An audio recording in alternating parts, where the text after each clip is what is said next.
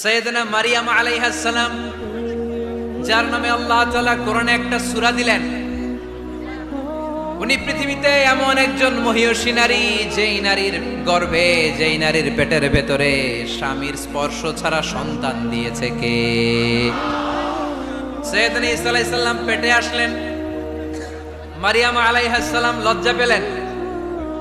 হায় হায়, কেমন করে এলাকাবাসীদের কাছে আমি আমার মুখ দেখাবো? বিয়ে করি নাই, স্বামী নাই, বিয়ে হয় নাই, স্বামী নাই, কিন্তু পেটে সন্তান চলে এসেছে। হায় হায়, এলাকায় কেমনে মুখ দেখাবো? লজ্জায় পড়ে মারিয়াম আলাইহিস সালাম এলাকা থেকে চলে গেলেন। কি অবাক করে কাণ্ড! বাচ্চা ভূমিষ্ঠ হওয়ার জন্য, বড় হওয়ার জন্য 6 মাস 7 মাস লাগে নাই, পেটে বাচ্চা আসার সাথে সাথে বাচ্চাটারে বড় করে দিয়েছে কে? সাইয়েদাতুনা মারিয়াম আলাইহিস সালাম এবার বসে পড়লেন, বুঝতে আরম্ভ করলেন প্রেগন্যান্সির পেইন উঠেছে। হঠাৎ করে পেট থেকে বাচ্চা ভূমিষ্ঠ হয়ে যাওয়ার পরে উনি কাঁপতে আরম্ভ করলেন। ক্ষুধার চোটে খাবার কিছু নাই, সামনে ঝর্ণা, উপরে একটা খেজুর গাছ। সাইয়েদনা ঈসা আলাইহিস সালামকে কোলে নিয়ে মারিয়াম আলাইহিস সালাম মনে মনে ভাবে, হায় রে, কেউ যদি একটু খেজুর পেড়ে দিত, এই ক্ষুধার মুহূর্তে আমি খেজুর খেয়ে পেটের ক্ষুধা নিবারণ করতাম। রব্বুল আলামিন মারিয়ামকে উদ্দেশ্য করে আয়াত নাজিল করে দিলেন, ওয়া হুজ্জি ইলাইকি বিজিযিন নাখলাতি তুসাকিত আলাইকি রুতাবান জানিয়া। কোরআন সাক্ষী, হুজ্জি ইলাইকি বিজিযিন নাখলা, এর মানে হচ্ছে মারিয়াম, কেউ পেড়ে দিবে না, একটু কষ্ট করে হাতটা উঁচু করে খেজুরের ডালা ধরে ঝাঁকুনি মারো, টসটসে কাঁচা পাকা খেজুর নিচের দিকে পড়বে, তারপর তুমি তুলে খাবে। সুবহানাল্লাহ পড়েন। আল্লাহ চাইলে অটোমেটিক্যালি কারামাত হিসেবে খেজুরগুলো নিচে ফেলতে পারতেন না? কথা কোন? খেজুরগুলো অটোমেটিক্যালি নিচের দিকে পড়ছে? পড়ে নাই। আল্লাহ শিক্ষা দিয়েছে, যেই পরিস্থিতিতে থাকো না কেন, তোমাকে শ্রম ব্যয় করে, কষ্ট করে তোমার উপার্জন করতে হবে, রিজিকের বন্দোবস্ত করতে হবে। চিল্লায় বলেন ঠিক কি না? ইসলাম আমাদেরকে এটাই শিখিয়েছে, কাজে লজ্জা নাই। আবার বিশ্বনবী বললেন, ইন খামাতিস সাআ ওয়া ফি ইয়াদি আহাদিকুম ফাসিলাতুন, তোমাদের কারো হাতে যদি একটা চারা বীজ থাকে, সে যদি দেখে কিয়ামত হতে শুরু করেছে, ফাইন ইসতাতাআ আইয়াগরিসাহা ক্বাবলা আন তাকুমাস সাআ ফালইয়াগরিসহা, কারো হাতে একটা চারা বীজ নিয়ত করেছে, চারা বীজটা রোপণ করবে, ইন দ্য মিন টাইম দেখলো কিয়ামত হতে শুরু করেছে, বিশ্বনবী বললেন, যদি তোমার সুযোগ থাকে কিয়ামত হওয়ার আগে চারা বীজটা রোপণ করে দাও। কথা বুঝতে পেরেছেন? আপনার হাতে একটা চারা বীজ, আপনি প্ল্যান করেছেন এই চারা বীজটা রোপণ করবেন, ইন দ্য মিন টাইম দেখলেন কি হওয়া শুরু হয়েছে? ইদা জুলজিলাতিল আরদু জিলজালাহা, দ্য বিগেস্ট আর্থকোয়েক, ভূমিকম্প শুরু হয়েছে, কিয়ামত হয়ে যাবে। বিশ্বনবী বললেন, কিয়ামত হইতেছে ওদিকে, আর তোমার হাতে যদি চারা বীজ থাকে, দেরি করো না, কিয়ামত তোমার কাছ পর্যন্ত আসার আগে সুযোগ পেলে চারা বীজটা রোপণ করে দাও। ইসলাম শিখিয়েছে, শেষ নিঃশ্বাস পর্যন্ত তোমাকে লড়ে যেতে হবে। এই পৃথিবীতে কেউ কাউকে জায়গা করে দেয় না, জায়গা করে নিতে হয়। এই পৃথিবীটা, the life is not a bed of roses, এটা ফুল বিছানো কোনো ফুল সজ্জা নয়, এটা কণ্টকাকীর্ণ। কেউ আপনার স্পেস করে দিবে না, কেউ আপনাকে সুযোগ করে দিবে না, কেউ আপনার জায়গা করে দিবে না, বরং আপনি জায়গা করে নিলে টাইনা নিচে নামাবে। কথা বলেন। এজন্য কখনো অলসতাকে স্থান দেয়া যাবে। রাসূল বাত্তালি দুক্কানু শয়তান, অলস মস্তিষ্ক শয়তানের আড্ডা। অলস যদি কেউ থাকে, এটারে টেনে বেঁধে কাজে নামাবেন, পারা যাবে? আলহামদুলিল্লাহ, লক্ষ্মীপুরে এরকম অলস ছেলে পেলে নাই।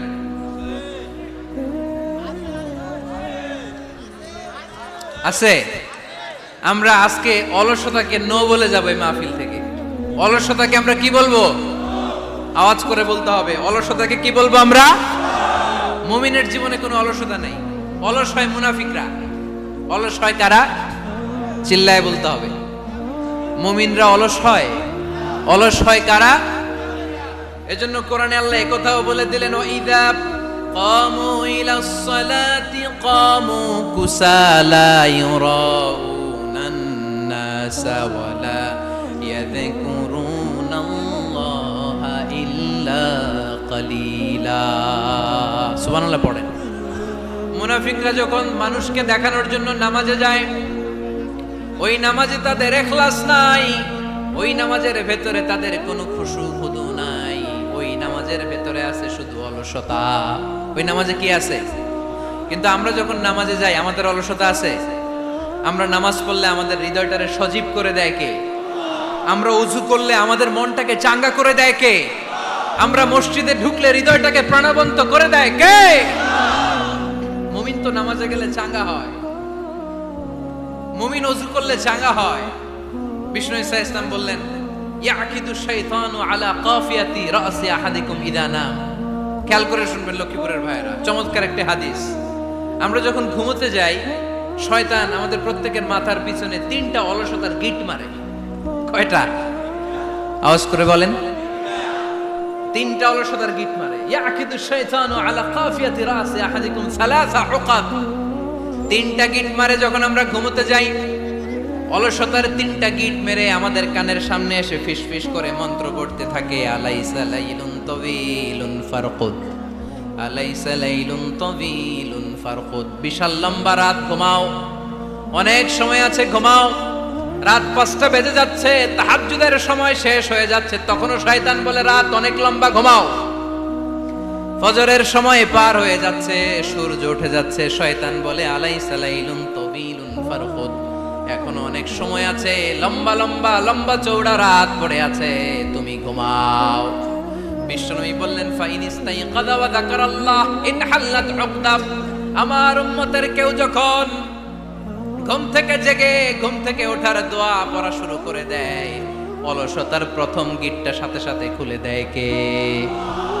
আপনি ঘুম থেকে উঠেই যখন ঘুম থেকে ওঠার দোয়া পড়বেন, আপনার অলসতার প্রথম গিট খুলে দেয় কে? ঘুম থেকে ওঠার দোয়াটা কি? আলহামদুলিল্লাহিল্লাযী আহইয়ানা বা'দামা আমাতানা ওয়া ইলাইহিন নুশুর।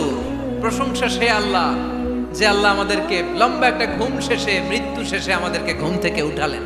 এই দোয়াটা পড়ার সাথে সাথে শয়তান যে 3টা গিট মারছে, ওই 3টার একটা খুলে দেয় কে? Fine তাওয়াদ্দা in হাল্লাত উকদা। ঘুম থেকে জেগে ঘুমের দোয়া পড়ার পরে যখন কেউ ওযু করে ফেলে, অলসতার দ্বিতীয় গিটটাও খুলে দেয় কে? ওযু করার পরে ফাইন সাল্লাত ইন হাল্লাত উকদা, নামাজের মুসল্লায় দাঁড়িয়ে যখন নামাজ শুরু করে দেয়, অলসতার 3 নাম্বার গিটটাও খুলে দেয় কে? 3টা গিট যখন খুলে দেয়, বিষ্ণু ঈসা ইসলাম বললেন, ফাসবাহা নাশীতাল কলব। নাশীত, তখন মুমিন বান্দা সজীব হয়ে ওঠে, প্রাণবন্ত হয়ে ওঠে, উচ্ছ্বসিত হয়ে ওঠে। ওয়া ইল্লা খাবিসান নাফসি কাসলান। আর যদি ঘুমিয়ে থাকে, 3টা গিট তার মাথার পেছনে শয়তানের অলসতার লেগে থাকে, তাহলে তার দিনটা শুরু হয় অলসতা দিয়ে, আর সে হয় অলসতার রাজা। চিল্লায় এখন ঠিক কিনা? এজন্য আমরা কি অলস হতে চাই না কর্মঠ হতে চাই? কোন নবীরা কি অলস ছিলেন? পৃথিবীতে কোন নবী অলস ছিলেন? সব নবী কর্মঠ ছিলেন। বিষ্ণু ঈসা ইসলাম বললেন, মা বাআসাল্লাহু নাবিয়্যান ইল্লা রাআল গানাম। এই পৃথিবীতে এমন কোন নবী নাই যেই নবী বকরি চড়ায় নাই। কি চড়ায় নাই? বকরিরে আপনারা লক্ষ্মীপুরের ভাষায় কি বলেন? কি বলেন? ছাগল। তো পৃথিবীতে এমন কোন নবী নাই যেই নবী কি চড়ায় নাই? ছাগল চড়ায় নাই। সাহাবারা বললেন, ইয়া রাসূলুল্লাহ আনতা কাযালিক, আপনিও ছাগল চড়াইছেন? বিষ্ণু ঈসা ইসলাম বললেন, না, আমিও ছাগল চড়িয়েছি। ওয়া ইন্নী আরআহা আলা কারারাইতি আহলি মক্কা, আমি তো মক্কাবাসীদের অল্প কিছু পয়সার বিনিময়ে তাদের ছাগলগুলোকে চড়িয়ে দিতাম। সুবহানাল্লাহ পড়বেন না? বিষ্ণু ঈসা ইসলাম ছাগল চড়াতেন। ছাগল চড়ানো সহজ কাজ না কঠিন কাজ? কেন কঠিন এটা? হ্যাঁ, টেরা, খুঁটি মারে। হ্যাঁ, তো ছাগল যারা পালে তারা জানে ছাগল পালা কত কষ্ট। ওরে ডানে টান দিলেও কই যায়, রশি ধরে বায়ে টান দিলে কই যায়, সামনে টানলে কই যায়, পিছনে টানলে কই যায়। সারা সপ্তাহ আপনি সময় পান না এটার গোসল করাবেন। ভাবলেন আজকে জুমার দিন আমিও গোসল করি, এটারও গোসল করাই। এটারে আপনি পুকুর ঘাটে নিবেন, টান দিছেন, ওর বাপের কিরা ও 1 ইঞ্চিও সামনে যাবে না। ঠিক কি না? এই টেরা প্রাণী আল্লাহর কি কি মহিমা! আল্লাহ তাআলা পৃথিবীর সবচেয়ে শ্রেষ্ঠতম মানুষদেরকে ছাগল চড়িয়ে ছেড়েছেন। ঠিক কি না?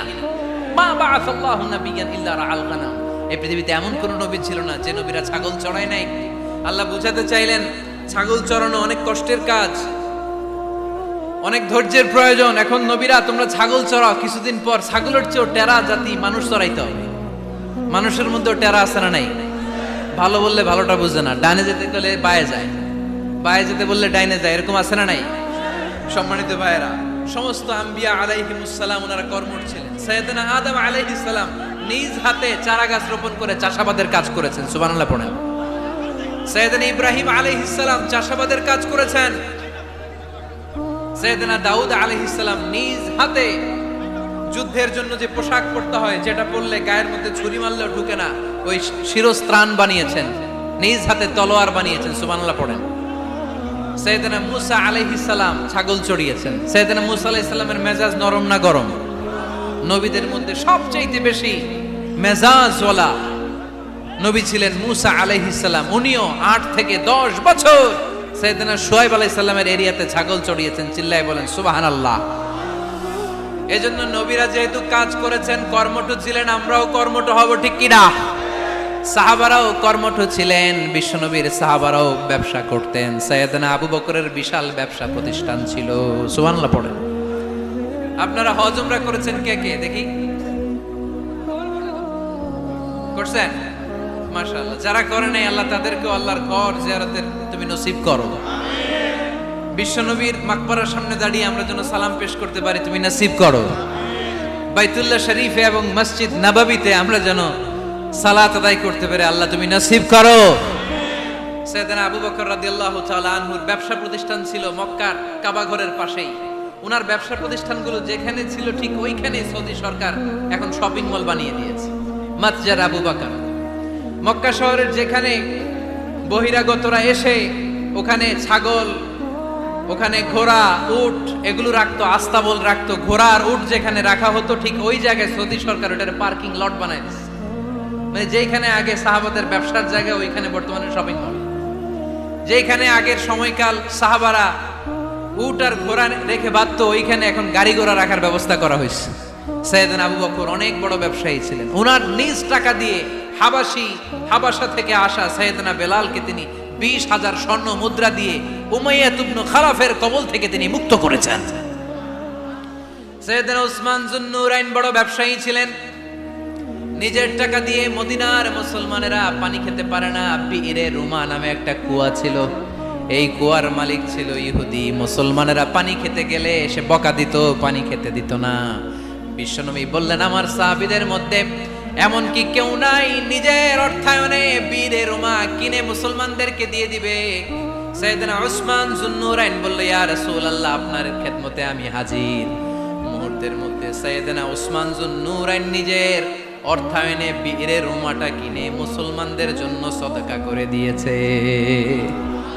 তো ব্যবসা না করলে, কর্মঠ না হলে, উপার্জন না হলে সদকা করা যাবে? চিল্লায় বলেন করা যাবে? সুনানে তিরমিজির বর্ণনা, বিষ্ণু ঈসা ইসলাম মক্কা থেকে যত সাহাবারা হিজরত করে মদিনায় এসেছে, মদিনাতে কোনো না কোনো সাহাবার সাথে বিশ্বনবী ভ্রাতৃত্বের বন্ধনে আবদ্ধ করে দিয়েছে, সুবহানাল্লাহ পড়েন। এজন্য মক্কা থেকে যারা এসেছে এদেরকে বলে মুহাজির, এদেরকে কি বলে? আর মদিনায় যারা ছিল এদেরকে বলে আনসার, এদেরকে কি বলে?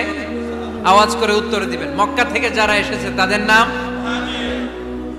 আর যারা মদিনার সাহাবী তাদের নাম আনসার। আজকে এই মাহফিলে লক্ষ্মীপুর এর বাইরে থেকে কারা কারা আসছেন দেখি?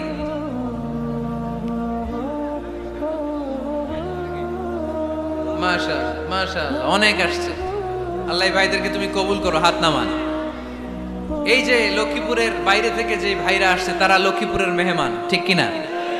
মক্কা থেকে হিজরত করে যে সমস্ত সাহাবারা এসেছিল তারা ছিল মদিনার মেহমান।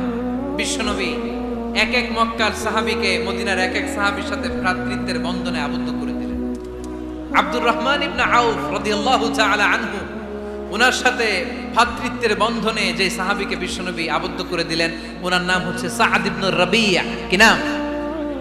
মদিনার অনেক বড় ব্যবসায়ী। বিশ্বনবী বললেন, ও আব্দুর রহমান ইবনে আউফ, সম্পদ ছেড়ে দিয়ে, পরিবার ছেড়ে দিয়ে, স্থাবর অস্থাবর সব ছেড়ে দিয়ে আল্লাহ রাসূলের ভালোবাসায় মক্কা থেকে মদিনায় এসেছো। মদিনায় তোমার চিন্তা নাই, সাদ ইবনুর রবিকে আমি তোমার ভাই বানিয়ে দিলাম। সাদ ইবনুর রবি তোমার আপন ভাইয়ের মতো। সাদ ইবনে রবি বলল, আব্দুর রহমান, জীবনে তোমারে কোনোদিন দেখি নাই, তোমারে আমি চিনি না, তোমার নাম শুনি নাই, কিন্তু বিশ্বনবী তো তোমার দায়িত্ব আমাকে দিয়েছে। আমার চেয়ে বড় ধনী এই মদিনার মধ্যে দ্বিতীয় কেউ নাই। আজ থেকে তুমি আমার ভাই, আজ থেকে তুমি আমার কি। আল্লাহ আমাকে যত সম্পত্তি দান করেছে তার অর্ধেক সম্পত্তি আমি তোমার নামে দিয়ে দিলাম। ও আব্দুর রহমান ইবনে আউফ, শুধু তাই নয়, রব্বুল আলামিন আমাকে দুইজন স্ত্রী দিয়েছে। কয়জন? তুমি দেখো আমার কোন স্ত্রীকে তোমার বেশি ভালো লাগে, যার নাম তুমি বলবে সাথে সাথে আমি তারে তালাক দিয়ে দিব। তার ইদ্যত পালন শেষে তুমি তাকে বিয়ে করে তোমার সাথে নিয়ে যাবা। সুবহানাল্লাহ। কারণ বিশ্বনবী তোমার দায়িত্ব আমার কাছে দিয়েছে, তুমি আমার ভাই। আমি মদিনার সবচেয়ে বড় ধনী, আমার অর্ধেক সম্পদ আমি তোমারে দিয়ে দিব। আমার দুই স্ত্রীর এক স্ত্রীকে তোমারে দিয়ে দিব। সাইয়েদনা আব্দুর রহমান ইবনে আউফ এই কথা শুনে অবাক হলেন। অবাক হয়ে উনিও এক অবাক কথা বললেন। উনি বললেন, লা হাজাতা লি ফি ইয়া আখি, ও আমার প্রাণের ভাই, তোমার কথা শুনে আমার হৃদয়টা ভরে গিয়েছে, কিন্তু তোমার সম্পদেরও দরকার আমার নাই, তোমার স্ত্রীরও দরকার আমার নাই। বারাকাল্লাহু ফি মালিক ওয়া লি আহলিক, আল্লাহ তোমার মালেও বরকত দেখ, তোমার সম্পদেও বরকত দেখ। তুমি শুধু একটু কষ্ট করবা। কি কষ্ট? দুল্লানি আলা সুক, show me the way to the market. তুমি মদিনায় কোনো মার্কেট আছে কিনা, শপিং মল আছে কিনা, ব্যবসা প্রতিষ্ঠান আছে কিনা আমারে দেখায় দাও। সুবহানাল্লাহ পড়ে। আমরা হইলে কি করতাম? লক্ষ্মীপুরে যারা আসছে এদের একজনের যদি বলা হয়, ভাই আপনি এখন থেকে লক্ষ্মীপুরের ভাই, আমার অর্ধেক সম্পদ আপনারে দিয়ে দেব, কি করবে? পায়ের উপর পা তুলে খাবে আর বলবে কি আনন্দ আকাশে বাতাসে, ঠিক কিনা? এরপর যদি বলি, ভাই আমার দুই বউ যেটারে সুন্দর লাগে বলেন তালাক দিয়ে দেই, নিয়ে যান, কি বলবে? কি আনন্দ আকাশে বাতাস। আল্লাহ রাসূলের সাহাবী আব্দুর রহমান ইবনে আউফ বললেন, লা হাজাতা লি ফি, আমার দরকার নেই। দুল্লানি আলা সুক, just show me the way to market. এখানে মার্কেট কই আছে দেখায় দাও। অবাক হয়ে গেলেন সাদ বিন রবি, বললেন, ও আব্দুর রহমান ইবনে আউফ, ঠিক আছে তুমি যদি নিতে না চাও তোমারে আমি জোর জবরদস্তি করব না। শুনে রাখো, মদিনাতে ইহুদিদের কয়নুকার একটা বাজার আছে। এই কথা বলার সাথে সাথে আব্দুর রহমান ইবনে আউফ চলে গেলেন। এর পরের দিন অল্প কিছু পনির আর ঘি দিয়ে ব্যবসা শুরু করলেন। পনির আর ঘিয়ের ব্যবসা করতে করতে করতে করতে ব্যবসায় তিনি এত লাভ করলেন, উনি বললেন, আমি যদি কখনো মদিনার বালুর মধ্যে হাত দিতাম ওই বালুটারও সোনা বানায় দিত কে? দুল্লানি আলা সুক। লক্ষ্মীপুরের কর্মঠ যুবক ভাইয়েরা, এই আব্দুর রহমান ইবনে আউফ আমাদের প্রেরণা। উনি অন্যের ঘাড়ে পাড়া দিয়ে খেতে চায় নাই, আরেকজনের উপর ডিপেন্ডেন্ট বা নির্ভরশীল হতে চায় নাই। তিনি স্বাবলম্বী হওয়ার শিক্ষা, লেসন কিয়ামত পর্যন্ত গোটা বিশ্বের যুবকদের জন্য রেখে গিয়েছে। চিল্লায় বলো ঠিক কিনা? দুল্লানি আলা সুক, show me the way to market. Market কোথায় দেখাও। পনির আর ঘি নিয়ে ব্যবসা করতে করতে কয়েক মাসের ব্যবধানে ইতিহাস সাক্ষী সাইয়েদনা আব্দুর রহমান ইবনে আউফ মদিনার বিশাল বড় বিজনেস ম্যাগনেটে পরিণত হয়ে গেলেন। চিল্লায় পড়েন আল্লাহু আকবার। এজন্য ব্যবসার ভিতরে বরকত ঢুকিয়ে দিয়েছে কে? বিষ্ণুই বললেন, আত-তাজিরা সাদুকাল আমিন মা'আন নাবিয়্যিন ওয়াস সিদ্দীকিন ওয়াশ শুহাদা'i ওয়াস সালিহিন। আমানতদার ব্যবসায়ী তারা সাধারণ কোনো মানুষ নয়, কিয়ামতের দিন নবীদের সাথে হাসর হয়ে যাবে। আপনারা যারা ব্যবসা করেন, এটা সাধারণ বিষয় নয়। বিষ্ণু ইসলাম নিজেও ব্যবসায়ী ছিলেন। ওনার জীবনের প্রথমে তিনি খাদিজা রাদিয়াল্লাহু তাআলা আনহার ব্যবসার স্টাফ হয়ে কাজ শুরু করেছেন, এরপর নিজে ব্যবসা শুরু করেছেন। এরপরে খাদিজাতুল কুবরা রাদিয়াল্লাহু তাআলা আনহা সব সম্পত্তি বিয়ের পরে বিশ্বনবীর পায়ের সামনে ঢেলে দিয়েছেন। বললেন, ইয়া রাসূলুল্লাহ, এই সম্পদ আমি আপনাকে দিয়ে দিলাম, আপনি ইচ্ছামতো দিনের প্রয়োজনে খরচ করেন। সুবহানাল্লাহ পড়েন। এজন্য বিষ্ণু ইসলাম আমাদের জন্য উপমা, আব্দুর রহমান ইবনে আউফ আমাদের জন্য উপমা। যারা ব্যবসা করেন তারা বিষ্ণু ইসলামের সুন্নাহ পালন করছেন। আত-তাজির আস-সাদুক আল আমিন। বিষ্ণুই বললেন, সত্যবাদী আমানতদার ব্যবসায়ী, যে ব্যবসা করতে যে মিথ্যা কথা বলে না। অনেক ব্যবসায়ীরা আছে পণ্য চালানোর জন্য মিথ্যা কথা বলে আর কসম কাটে, আছে না নাই? আহা, এমনটা করা যাবে? সকালবেলা স্ত্রীরে বলে, এই গরুগুলা বিক্রি করবো, তুই একটা দাম কত কমো? স্ত্রীরে শিখাই দিচ্ছে, এই গরুর দাম তুই 40,000। তো বউ বলে, ঠিক আছে, দাম পেলাম 40,000।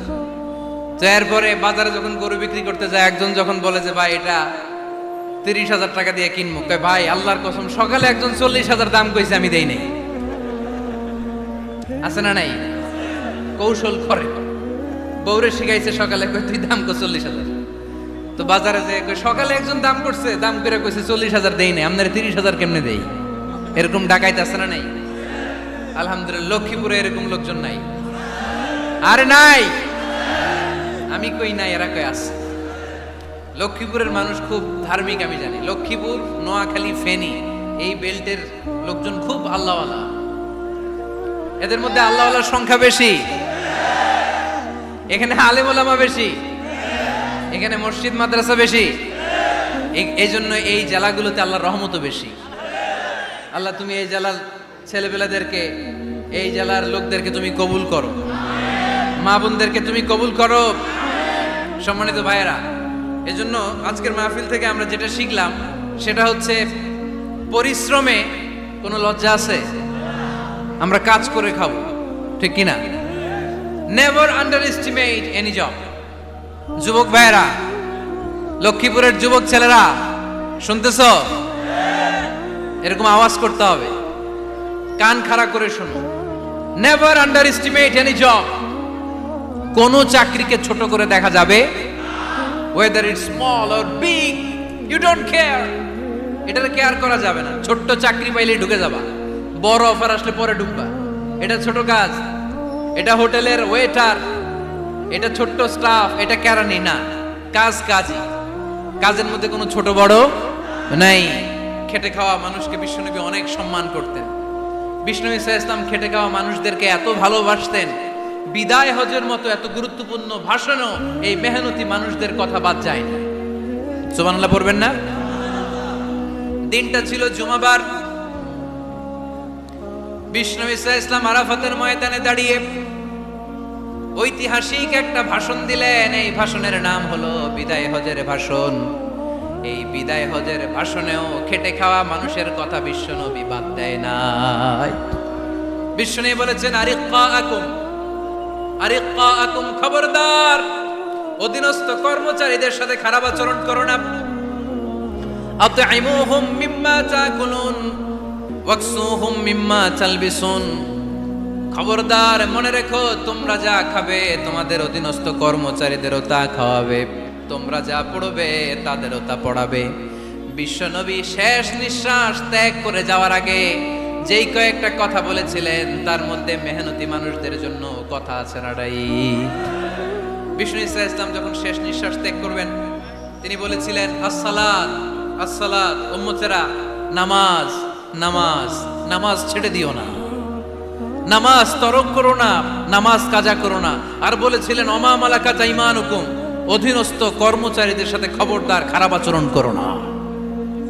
যারা কর্মচারীদের সাথে খারাপ আচরণ করে, যারা মানুষের কাছ থেকে শ্রম নিয়ে কাজ করিয়ে টাকা দেয় না, কিয়ামতের দিন তাদের বিরুদ্ধে মামলা দায়ের করবে কে? কে করবে? হাদিসে কুদসি সাক্ষী বিষ্ণু ইসা ইসলাম বলেন, আল্লাহ তাআলা ফরমান, আনা খাসমুহুম সালাসাতুন আনা খাসমুহুম ইয়াউমাল কিয়ামা। তিন শ্রেণীর ব্যক্তির বিরুদ্ধে আল্লাহ বলেন, আমি নিজেই কিয়ামতের দিন মামলা দায়ের করব। I will be against them in the day of judgment. Three categories of people, I will be against them in the day of judgment. তিন শ্রেণীর লোক কিয়ামতের দিন তারা ছাড় পাবে না। আল্লাহ বলেন, আমি নিজেই তাদের বিরুদ্ধে মামলা দায়ের করব। এর মধ্যে এক শ্রেণীর লোক হচ্ছে রাজুলুন ইস্তাআজারা জিরান ফাস্তাউফা মিনহু ওয়া লাম ইয়াতি আজরা। একজন শ্রমিক ভাড়া করে তার কাছ থেকে কাজ নিয়েছে, কিন্তু তার পারিশ্রমিক আদায় করে নাই। এরকম আছে না নাই? দাপট দেখায়, দাপট দেখায় ইউনিভার্সিটির ক্যান্টিনগুলোতে। ইউনিভার্সিটির ক্যান্টিনে যে খায় মাগার বিল দেয় না, এরকম ডাকাইতে আছে না নাই? চায়ের দোকানে চা খায় পরে দিমু, বিল দেয় না, আছে না নাই? দোকানে যে পণ্য কিনে বিল দেয় না, পরে দিমু, আছে না নাই? কিয়ামতের দিন আল্লাহ তোর এই মাস্তানি ছুটাবে, চিল্লা এখন ঠিক কিনা? আনা খাসমুহুম, আমি নিজেই তাদের বিরুদ্ধে মামলা দায়ের করব। কথাটা কার? এজন্য বিশ্বনবী বললেন, খবরদার, মেহনতি মানুষ, খেটে খাওয়া মানুষ, এদের দোয়া কবুল হয়ে যায়। আতুল আজিরা আজরাহু ক্বাবলা আন ইয়াজিফা আরাকুহু। খবরদার, বিশ্বনবী বললেন, শ্রমিকের ঘাম শুকিয়ে যাওয়ার আগে তাদের পারিশ্রমিক মিটিয়ে দাও। বিশ্বনবীর বিখ্যাত হাদিস, আতুল আজিরা আজরাহু ক্বাবলা আইয়াজিফা আরাকু, শ্রমিকের ঘাম মাটিতে লাগার আগে, শুকিয়ে যাওয়ার আগে তাদের পারিশ্রমিক মিটিয়ে দাও, কেননা তারা যদি বদদোয়া করে তোমার জীবনকে জাহান্নাম বানিয়ে দিবে কে? বিষ্ণু ঈসা ইসলাম সব সময় খেটে খাওয়া মানুষদেরকে আগলে রাখতেন। সব সময় শুধু যে ভাষণে মেহনতি মানুষদের সাথে ভালো আচরণ করতে বলতেন, শ্রমিকদের সাথে ভালো আচরণ করতে বলতেন এমনটা নয়, ওনার ব্যক্তিগত জীবন ঘাটলেও দেখা যায় উনি শ্রমিকদের সাথে কেমন আচরণ করেছেন।